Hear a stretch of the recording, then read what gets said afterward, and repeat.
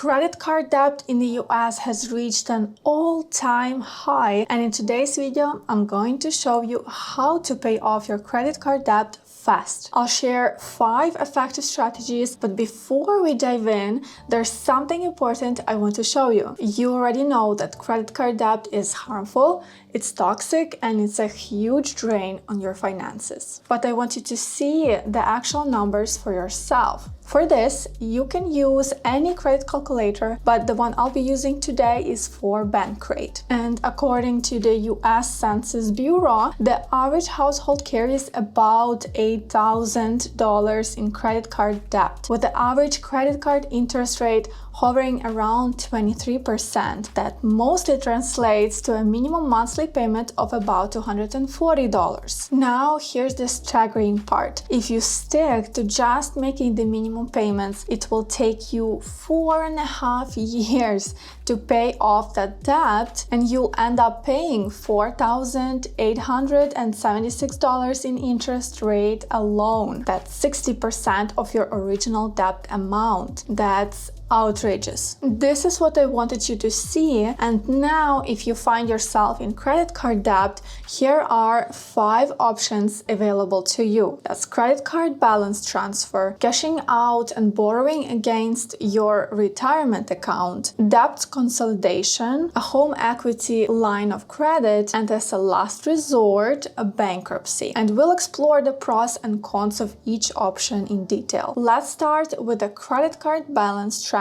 So what exactly is a balance transfer and how does it work? Essentially, this is when you move your existing credit card debt to a new credit card, ideally one with a lower interest rate. This way, you'll pay less in interest, and with the money you save, you can pay down your credit card debt faster. And here's how it works. When you transfer your balance to a new credit card, there's usually a fee involved. This is known as a balance transfer fee. Typically, this fee ranges from 1 to 5% of the amount you're transferring, with the average being around 2.5%. So, should you go for it? And the answer depends on the numbers. You'll need to do the math to determine if you'll come out ahead. For instance, if you transfer $8,000, the transfer fee might be around $200. You'll also need to consider the new interest rate on your new card, which is often an introductory rate for a limited period. This could be 6 months, 12 months, so on. Once this introductory period ends,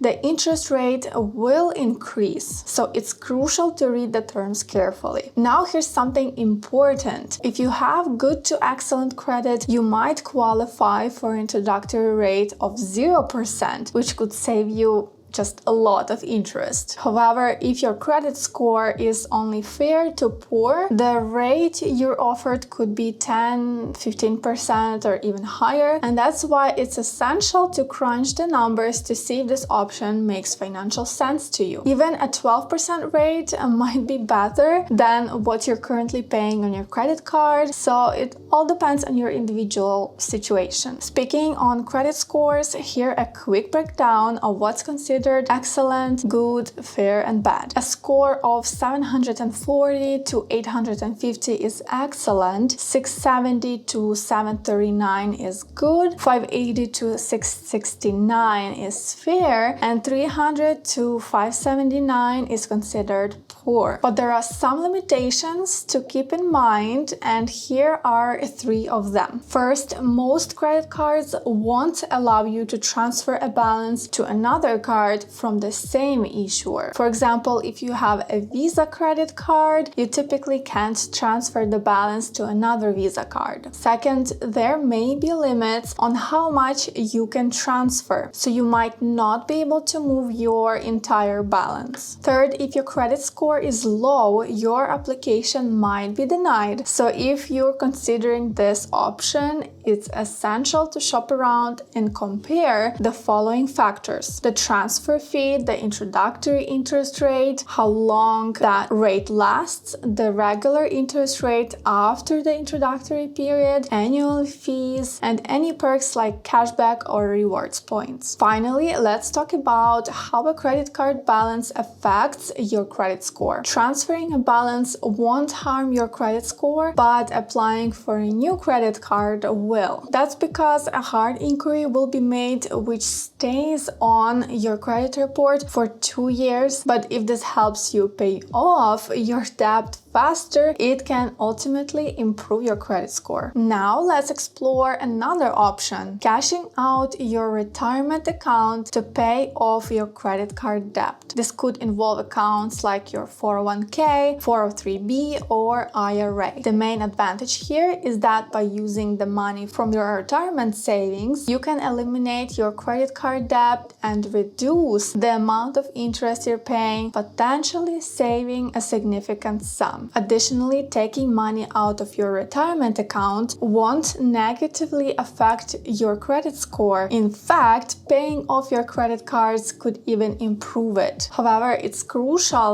to understand the potential downsides. Here are the disadvantages. First, withdrawing from your retirement account means you'll have less money invested for growth and compound interest, which can hinder your long-term requirement goals. Second, if you're not yet eligible age for withdrawals, the money you take out will be considered an early distribution and you may face penalties. While there are some exceptions, typically you'll incur a 10% early withdrawal penalty. Third, most 401k and 401b withdrawals are subject to taxes. Let's look at a common example to understand the penalties and taxes involved. So suppose you withdraw $10,000 from your 401k early. You'd owe $1,000 penalty to the IRS. Additionally, the $10,000 withdrawal is treated as taxable income. So if you're in the 22% tax bracket, you'll pay $2,200 in taxes. So from the original $10,000, you're actually receiving only $6,800 after penalty and taxes. Another option is to take out a loan from your retirement plan, such as 401k loan, and this involves borrowing money from your own retirement funds. Not all plans allow this, but if yours does, it works like any other loan and you'll need to repay the borrowed amount along with the interest. The benefit here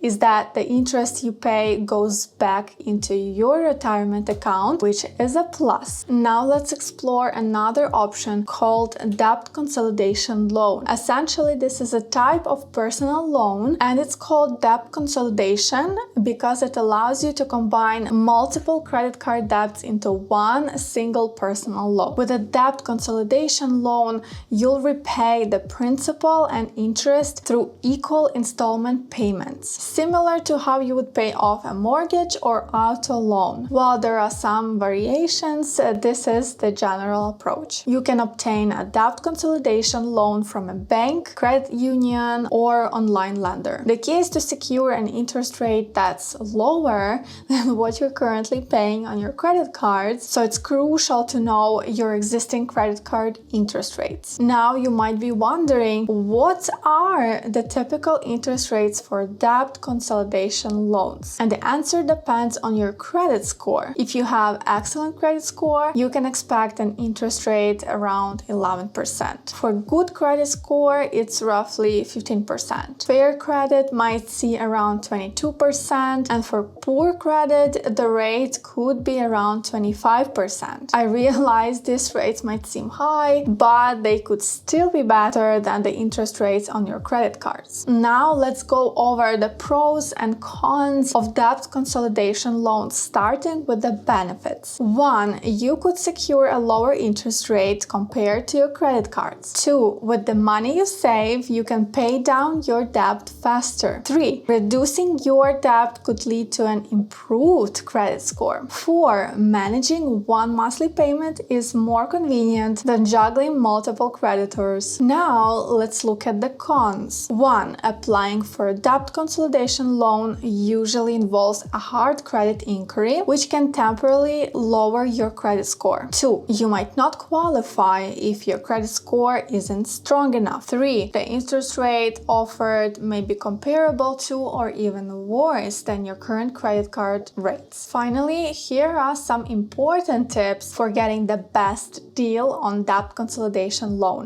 1. Be mindful of loan origination fees. This can vary widely, sometimes being 0 or as much as 1% or more. 2. Avoid loans with prepayment penalty fees, so you won't be penalized for paying off the loan early. 3. Ensure the loan doesn't require collateral. Most don't, but it's worth checking. 4. Consider inquiring with your current financial institution, as banks are often more inclined to approve existing customers. Credit unions might require you to be a member, but it's still smart to shop around for the best deal. Another way to tackle your credit card debt is by using a home equity line of credit, commonly known as HELOC. A HELOC is a revolving line of credit secured by your home, meaning you're using your home as collateral. Essentially, it's like taking out a mortgage or a second mortgage, and you can use that money to pay off your credit card debt. There are both advantages and disadvantages to this approach. On the plus side, since your home is used as collateral, the lender sees this as a lower risk, which typically means you'll get a lower interest rate compared to your credit cards. However, the downside is that it introduces significant risk for you. If you fail to make payments on the HELOC, your home could be at stake. Missing payments could lead to foreclosure, which means you could lose your home. If you're interested in exploring a HELOC further, you can apply through a bank, credit union, or even online. Keep in mind though that you must have equity in your home to qualify. Now let's move on to the fifth option, filing for bankruptcy. Bankruptcy is a legal process that can eliminate some or all of your debts, giving you a fresh start. But it's important to understand the facts before considering this route. Bankruptcy should only be considered when absolutely necessary. For instance, if you have no realistic way to repay your debts, can't secure new loans, are being haunted by debt collectors, facing lawsuits, or having your wages garnished. In such cases, bankruptcy may be the last resort worth considering. There are different types of bankruptcy, but we'll focus on Chapter 7 and Chapter 13. The main goal when filing for bankruptcy is to eliminate credit card debt and other personal liabilities. If you file for Chapter 7 bankruptcy, there's about 95% success rate in wiping out your credit card debt, provided you're qualifying. Qualification depends on your income and the value of your assets. The income test compares your earnings to the median income in your state and factors in your family size. If your income or assets exceed the threshold, you may not qualify for Chapter 7 and may have to consider Chapter 13 instead. And Chapter 13 bankruptcy is essentially a debt repayment plan. So what's the difference between Chapter 7 and 13? And what are the pros and cons of each? The good news with bankruptcy is that it will halt harassment from creditors and legal actions against you. You'll be legally protected by a provision called automatic stay. Bankruptcy can also eliminate some or all of your debts, which is a major relief. But there are some downsides, depending on whether you opt for Chapter 7 or Chapter 13 bankruptcy. With Chapter 7 bankruptcy, you may have to sell some of your assets to pay off your creditors. The court will determine which assets need to be sold, and trustee will oversee the liquidation process. Some assets may be protected by federal or state exemptions, depending on where you live. If you don't have any significant assets, you won't need to sell anything. However, Chapter 7 bankruptcy will remain on your credit report for up to 10 years. On the other hand, with Chapter 13 bankruptcy, you'll still be required to repay your debts. Some of your debts may be discharged, but not all of it, unlike Chapter 7. Chapter 13 involves a payment plan that typically lasts 3 to 5 years and will stay on your credit report for 7 years. The downsides of bankruptcy include a hit